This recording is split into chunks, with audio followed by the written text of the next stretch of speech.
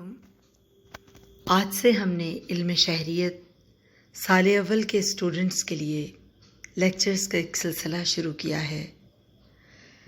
بچوں، علم شہریت اس عہد جدید میں ایک ایسا علم ہے جس کا جاننا اور سمجھنا ہر شہری کے لیے ناگزیر ہے۔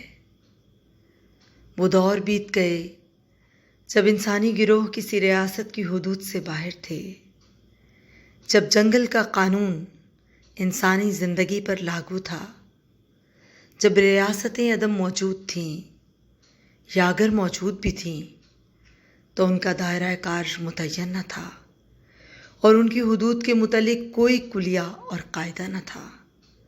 آج انسانی زندگی ریاست کی حدود میں مقید ہو چکی ہے۔ ریاستی قواعد و ضوابط کی پابندی کرنا ہر شہری کا فرض ٹھہرا ہے۔ ریاست کے اصول و ضوابط شہریوں کی زندگیوں میں جاری و ساری ہیں۔ یوں ہر شخص، گروہ، پارٹی اور ہر مکتبہ فکر شہری زندگی کے دائروں میں رہ کر کام کرتا ہے۔ اس لیے علم شہریت عہد جدید میں ایک اہم علم اور ڈسپلن کے طور پر اپنا آپ منوا رہا ہے۔ بچوں، علم شہریت جب وسیع شکل اختیار کرتا ہے تو یہ علم سیاسیات کہلاتا ہے۔ ایف اے سال اول کے اسٹوڈنٹس اسے علم شہریت کہتے ہیں اور علم شہریت کے طور پر ہی پڑھتے اور سمجھتے ہیں۔ اس حوالے سے فرسٹ چیپٹر کا نام ہے علم شہریت کیا ہے۔ اس چیپٹر کا پہلا ٹاپک ہے علم شہریت کا تاریخی پس منظر۔ بچوں، سیوکس یا شہریت، جسے عربی زبان میں مدنیت بھی کہتے ہیں، ایک ایسا علم ہے جو شہری زندگی اور اس سے متعلقہ امور کا احاطہ کرتا ہے۔ اس علم کا باقاعدہ آغاز آج سے 2500 سال قبل یونان سے ہوا۔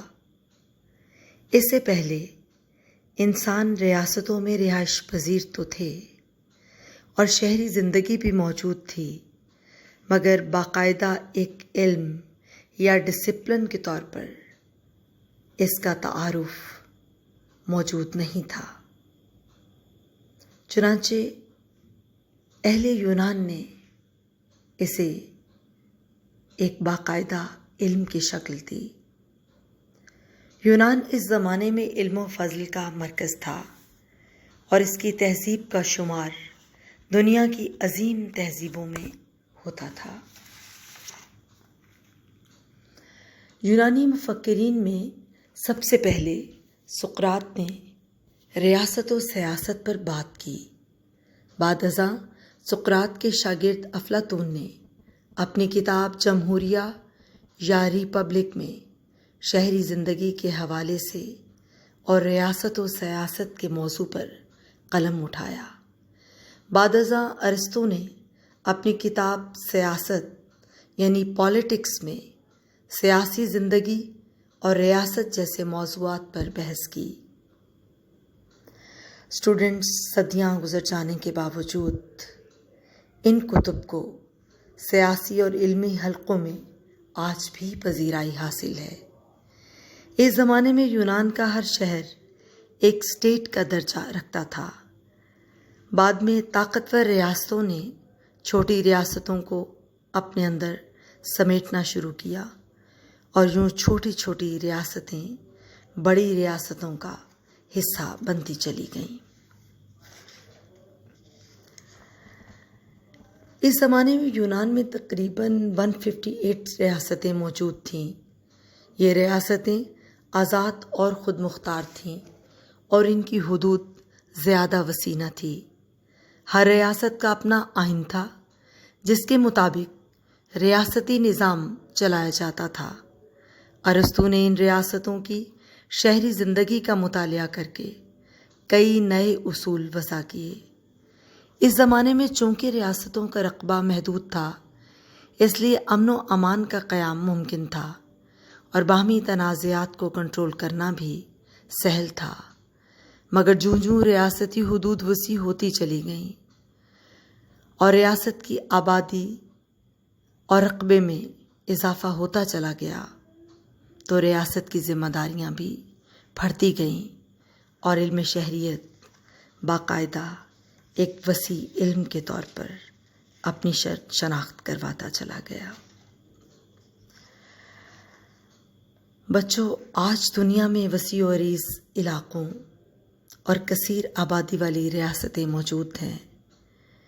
ایسی بھی ریاستیں ہیں جہاں بعض علاقوں میں لاکھوں انسانی نفوس بستے ہیں اور جہاں قواعد و ضوابط کی پابندی کروانا آسان نہیں ہے، اور آج کل ایسی بھی ریاستیں موجود ہیں جن کی آبادی بہت کم ہے اور جہاں انسانی نفوس کی تعداد کم ہونے کی وجہ سے ڈسپلن کرنا بھی مقابلتاً آسان ہو گیا ہے۔ چنانچہ علم شہریت نے اب اپنے آپ کو ایک وسیع علم کے طور پر منوا لیا ہے، اس کے دائرہ کار میں اضافہ ہو گیا ہے۔ چنانچہ ریاست کی ابتدا، حکومتوں کی ساخت، ریاستوں کے ادارے، قوانین اور دساتیر، حقوق و فرائض، اقتدار اعلیٰ اور سیاسی حرکیات جیسے موضوعات علم شہریت کو ایک نئی وسعت دے رہے ہیں۔ اسٹوڈنٹس، ہمارا نیکسٹ ٹاپک ہے علم شہریت کا مفہوم اور اس کی تعریف۔ نیکسٹ لیکچر میں ہم اس حوالے سے بحث کریں گے۔